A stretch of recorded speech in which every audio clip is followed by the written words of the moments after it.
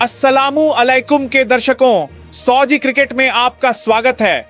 England के खिलाफ दूसरे टेस्ट के पहले दिन ऐसा क्या हुआ जिससे पाकिस्तानी क्रिकेट फैंस के चेहरों पर खुशी लौट आई? एक तरफ पाकिस्तान ने टॉस जीतकर पहले बैटिंग करने का फैसला किया, तो दूसरी तरफ टीम में वापस आए बाबर आजम ने क्रीज पर कदम रखते ही अपना क्लास दिखाना शुरू कर दिया। पहले टेस्ट में टीम का हिस्सा नहीं रहे बाबर आजम ने दूसरे टेस्ट में वापसी की और पहले दिन शानदार सेंचुरी बनाकर सबको अपनी ओर खींचा। इंग्लैंड के बॉलर्स ने उन्हें रोकने की पूरी कोशिश की, लेकिन बाबर आजम ने बहुत ही जिम्मेदारी से बैटिंग की और 105 रन की नाबाद पारी खेली। पाकिस्तान ने पहले दिन 302 रन बनाए और अब सवाल यह है कि दूसरे दिन बाबर कितना आगे जाएंगे। क्या पाकिस्तान बड़ा टोटल बनाने में कामयाब होगा? दर्शकों, आज के वीडियो में हम आपको पहले दिन की बैटिंग, बाबर आजम की शानदार वापसी और पाकिस्तान की ओवरऑल पोजीशन के बारे में पूरी डिटेल्स बताएंगे, इसीलिए वीडियो को आखिर तक जरूर देखें। दर्शकों, अगर आप पाकिस्तान क्रिकेट टीम और खासकर बाबर आजम की बैटिंग के फैन हैं, तो आज की यह खबर आपके लिए जरूर बहुत खास है। पिछले कुछ समय से बाबर आजम को लेकर लगातार चर्चा हो रही थी। उनके फॉर्म, टीम में जगह और वापसी को लेकर तरह तरह के सवाल उठ रहे थे, लेकिन बाबर ने मैदान पर अपनी बैटिंग से इन सभी बातों का जवाब देने की कोशिश की है। बाबर आजम पहले टेस्ट में टीम का हिस्सा नहीं थे, जिसके बाद पाकिस्तानी फैंस की नजरें दूसरे टेस्ट पर टिकी थीं। जैसे ही बाबर आजम दूसरे टेस्ट के लिए लौटे, फैंस को उम्मीद थी कि वह अपनी पुरानी फॉर्म वापस पा लेंगे, और जिस तरह से बाबर ने पहले ही दिन बैटिंग की, उसने इन उम्मीदों को और भी मजबूत कर दिया। मैच की शुरुआत में पाकिस्तान ने टॉस जीता और कप्तान ने पहले बैटिंग करने का फैसला किया। यह फैसला इसीलिए भी जरूरी था क्योंकि टेस्ट क्रिकेट में पहली पारी का स्कोर पूरे मैच की दिशा तय कर सकता है। पाकिस्तान को ऐसे ओपनिंग बैट्समैन की जरूरत थी जो नई गेंद का सामना करें और टीम को एक मजबूत नींव दें। पाकिस्तानी पारी की शुरुआत अजन ओवैस और इमाम उल हक ने की। फैंस दोनों बैट्समैन से अच्छी पार्टनरशिप की उम्मीद कर रहे थे, लेकिन अजन ओवैस ज्यादा देर क्रीज पर नहीं टिक सके और सिर्फ 35 रन बनाकर पवेलियन लौट गए। उनकी पारी बहुत बड़ी नहीं थी, लेकिन उन्होंने टीम के स्कोर में अपना योगदान जरूर दिया। अजन ओवैस के आउट होने के बाद पाकिस्तानी टीम को एक ऐसे बैट्समैन की जरूरत थी जो पारी को संभाल सके और इंग्लिश बॉलर्स पर से दबाव कम कर सके। यहाँ इमाम उल हक ने जिम्मेदारी संभाली और शानदार प्रदर्शन किया। इमाम उल हक ने अपनी पारी में कॉन्फिडेंस दिखाया और 70 रन बनाने में कामयाब रहे। उनकी पारी में 5 चौके और 2 छक्के शामिल थे। इमाम ने जिस तरह से बैटिंग की, उससे पाकिस्तान को अच्छा स्कोर बनाने का मौका मिला। वह क्रीज पर डटे रहे और इंग्लिश बॉलर्स का सामना करते हुए रन बनाते रहे। लेकिन जब इमाम उल हक 70 रन बनाकर पवेलियन लौटे, तो पाकिस्तानी टीम को फिर से एक मजबूत पार्टनरशिप की जरूरत थी, और फिर वो पल आया जिसका पाकिस्तानी फैंस को इंतजार था। बाबर आजम क्रीज पर आए। बाबर की वापसी पहले से ही मैच की सबसे बड़ी खबरों में से एक थी, लेकिन किसी ने सोचा भी नहीं था कि वो पहले ही दिन सेंचुरी पूरी कर लेंगे। बाबर ने क्रीज पर आते ही कोई जल्दबाजी नहीं दिखाई। उन्होंने हालात को समझा, बॉलर्स को देखा और फिर अपनी खास बैटिंग से इनिंग्स को आगे बढ़ाना शुरू किया। बाबर की सबसे बड़ी ताकत हमेशा से उनकी टाइमिंग, बैलेंस और शॉट सिलेक्शन रही है, और ये खूबियां इस इनिंग्स में भी साफ दिखी। बाबर आजम के खिलाफ इंग्लैंड के बॉलर्स ने अलग अलग लाइन और लेंथ ट्राई की। कभी बॉल को बाहर रखा, कभी अंदर लाया और कभी बाबर पर प्रेशर डालने के लिए फील्ड में बदलाव किए, लेकिन बाबर ने हर सिचुएशन का सामना सब्र से किया। जैसे जैसे उनकी इनिंग आगे बढ़ी, उनका कॉन्फिडेंस भी बढ़ा। उन्होंने खराब बॉल्स को बाउंड्री तक पहुंचाया और अच्छी बॉल्स की इज्जत की। यही वजह थी कि बाबर की इनिंग न सिर्फ अग्रेसिव दिखी, बल्कि काफी रिस्पॉन्सिबल भी लगी। बाबर आजम ने ऐसे समय में बैटिंग की जब पाकिस्तान को उनकी सबसे ज्यादा जरूरत थी। शुरुआती विकेट गिरने के बाद अगर बाबर भी जल्दी आउट हो जाते तो पाकिस्तान मुश्किल में पड़ सकता था, लेकिन उन्होंने अपना विकेट सेफ रखा और स्कोरबोर्ड को आगे बढ़ाया। बाबर ने कुछ ही देर में अपनी हाफ सेंचुरी पूरी की और फिर सेंचुरी की तरफ बढ़ने लगे। हर गुजरते ओवर के साथ फैंस की निगाहें उन पर टिकी रहीं। आखिर में बाबर आजम ने 105 रन पूरे किए और इसके साथ ही अपनी कमबैक इनिंग को यादगार बना दिया। बाबर आजम की इनिंग की खास बात सिर्फ 105 रन ही नहीं थी, बल्कि यह भी थी कि वह दिन के आखिर तक नाबाद रहे। उनकी इनिंग में कुछ शानदार चौके और 2 छक्के शामिल थे, जबकि उनके शॉट्स में वह कॉन्फिडेंस दिखा जिसकी पाकिस्तानी फैंस को लंबे समय से उम्मीद थी।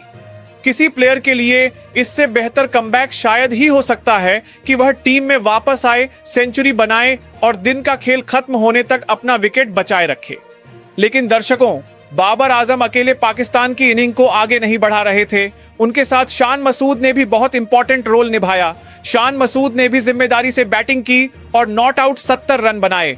बाबर और शान की पार्टनरशिप ने पाकिस्तान को मजबूत पोजीशन में पहुंचा दिया। दोनों बैट्समैन ने फालतू रिस्क लेने के बजाय कंडीशन के हिसाब से बैटिंग की और इंग्लैंड के बॉलर्स को लगातार मेहनत करने पर मजबूर किया। इस बीच अब्दुल्ला शफीक भी बैटिंग करने आए, लेकिन वह बड़ी इनिंग नहीं खेल सके और सिर्फ 20 रन बनाकर पवेलियन लौट गए।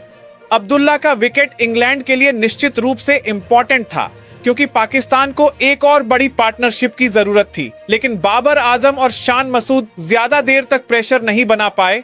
दोनों ने पारी को संभाला और पाकिस्तान का टोटल 300 रन के पार ले जाने में अहम रोल निभाया। जब पहले दिन का खेल खत्म हुआ तो पाकिस्तान के स्कोरबोर्ड पर 302 रन थे। बाबर आजम 105 रन पर नॉट आउट थे, जबकि शान मसूद 70 रन बनाकर क्रीज पर थे।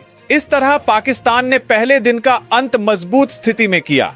हालांकि कुछ विकेट गिरे और कुछ बैट्समैन बड़ी पारी नहीं खेल पाए, लेकिन बाबर आजम और शान मसूद की मौजूदगी ने पाकिस्तान को दूसरे दिन अपनी पारी को और आगे ले जाने का अच्छा मौका दिया है।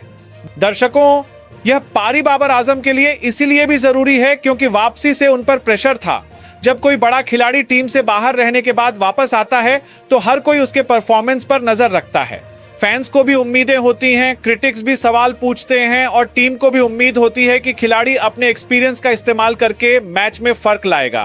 बाबर ने इन सभी उम्मीदों पर सबसे अच्छे तरीके से जवाब दिया है, कम से कम पहले दिन तो।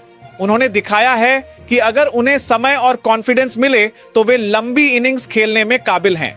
इस इनिंग्स में बाबर की एक और अच्छी बात यह रही कि उन्होंने हर बॉल को बाउंड्री के लिए खेलने की कोशिश नहीं की। टेस्ट क्रिकेट में सिर्फ एग्रेशन ही काफी नहीं है। यहां आपको घंटों क्रीज पर खड़े रहना होता है, बॉल की मूवमेंट को समझना होता है और अपने विकेट की वैल्यू जाननी होती है। बाबर ने यही किया। उन्हें जहां भी मौका मिला उन्होंने रन बनाए और जहां बॉल मुश्किल थी वहां उसे छोड़ने में भी नहीं हिचकिचाए। यही वो स्टाइल है जो एक अच्छी इनिंग्स को बड़ी इनिंग्स में बदल देता है। अब सबसे बड़ा सवाल दूसरे दिन को लेकर है। बाबर आजम 105 रन पर नॉट आउट हैं और उनके पास अपनी पारी को और बड़ा करने का सुनहरा मौका है। अगर वह दूसरे दिन भी इसी कॉन्फिडेंस के साथ बैटिंग करते हैं तो वह अपनी सेंचुरी को डबल सेंचुरी में बदलने की कोशिश कर सकते हैं।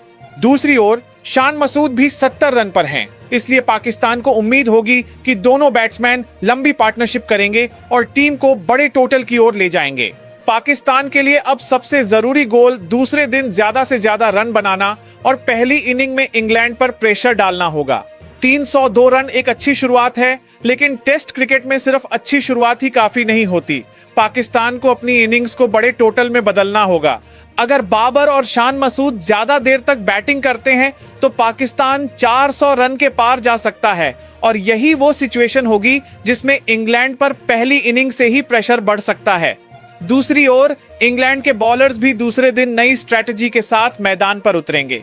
उनकी पहली प्रायोरिटी बेशक बाबर आजम का विकेट होगी। उन्हें पता है कि अगर बाबर जल्दी आउट हो गए तो पाकिस्तान को बड़ा स्कोर बनाने से रोका जा सकता है। लेकिन अगर बाबर शुरुआती सेशन में इंग्लैंड के बॉलर्स को कंट्रोल कर लेते हैं तो हालात पाकिस्तान के पक्ष में और भी मजबूत हो सकते हैं। इसीलिए दूसरे दिन का पहला सेशन पूरे मैच के लिए बहुत अहम साबित हो सकता है। दर्शकों, कुल मिलाकर पहले दिन पाकिस्तान के लिए कई अच्छी बातें हुई। टीम ने टॉस जीतकर पहले बैटिंग की। इमाम उल हक ने 70 रन बनाए। बाबर आजम ने 105 रन की शानदार नाबाद सेंचुरी बनाई। शान मसूद 70 रन बनाकर क्रीज पर हैं और पाकिस्तान ने दिन का अंत 302 रन बनाकर किया। सबसे बड़ी बात, बाबर आजम की वापसी ने एक बार फिर पाकिस्तानी फैंस को उम्मीद दी है कि वे अपने बेस्ट फॉर्म में लौट सकते हैं। अब असली टेस्ट दूसरे दिन होगा। क्या बाबर आजम अपनी सेंचुरी को बड़ी इनिंग में बदल पाएंगे? क्या शान मसूद भी अपनी हाफ सेंचुरी को सेंचुरी में बदल पाएंगे?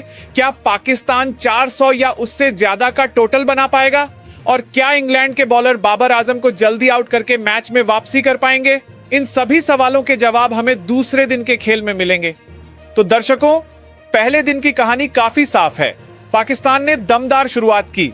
बाबर आजम ने शानदार वापसी करते हुए एक 105 रन की सेंचुरी पूरी की और शान मसूद के साथ मिलकर टीम को शानदार स्थिति में पहुंचाया। बाबर की यह पारी सिर्फ सेंचुरी नहीं है, बल्कि उनके लिए एक मजबूत मैसेज भी है कि वह अभी भी बड़े मैचों में अपनी बैटिंग से फर्क पैदा करने की काबिलियत रखते हैं।